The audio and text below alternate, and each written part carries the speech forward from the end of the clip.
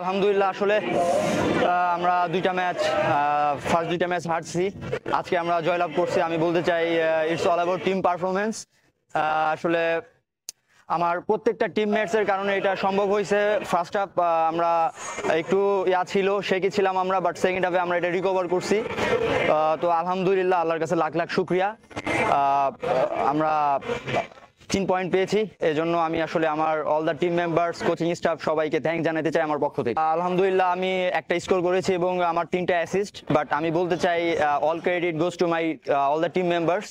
আসলে এটা একা পসিবল না, আমার টিম মেম্বার্স সাথে ছিল, সবার আসলে এফোর্ট ছিল। ট্রাস্ট মি, আমরা দুইটা ম্যাচ হারছি, আমাদের মানে ভিতরে অনেক পেইন ছিল, তো আমরা পেইনটা অ্যাটলিস্ট রিলিজ করতে পারছি, এই জন্য আলহামদুলিল্লাহ।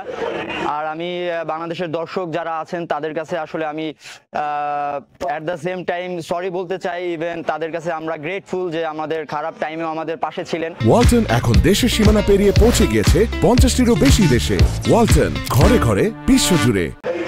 যার কারণে আমরা বলতে পারি লাস্ট ম্যাচটা আমরা আপনাদেরকে উৎসর্গ করতে চাই। আমাদের জন্য দোয়া করবেন, যদিও এবার আমরা কোয়ালিফাই করতে পারিনি। ইনশাল্লাহ আমরা চেষ্টা থাকবে ধারা, লাস্ট ম্যাচের পারফরমেন্সের যে ধারা, এটা অব্যাহত রাখতে এবং আগামীতে ইনশাল্লাহ কোয়ালিফাই করতে। আমাদের জন্য দোয়া রাখবেন সবাই। Thank you so much. বাংলাদেশের প্রথম কোনো আন্ডার-23 ম্যাচে বাংলাদেশ দল জিতলো, সো সেই টিমের অ্যাজ এ কোচ হিসেবে এটা মানে ভাষায় প্রকাশ করা যাবে না।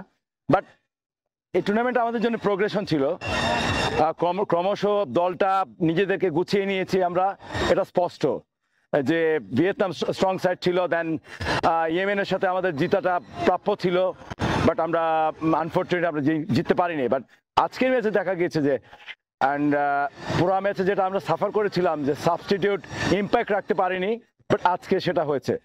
So it's a different team, progression clear, এবং আমি আবারও আলহামদুলিল্লাহ আল্লাহর কাছে শুকরিয়া যে আশা করি যে এখান থেকে আমরা ন্যাশনাল প্লেয়ারদের খুঁজে পাবো ভবিষ্যতের, যারা বাংলাদেশ টিমকে লিড দিবে।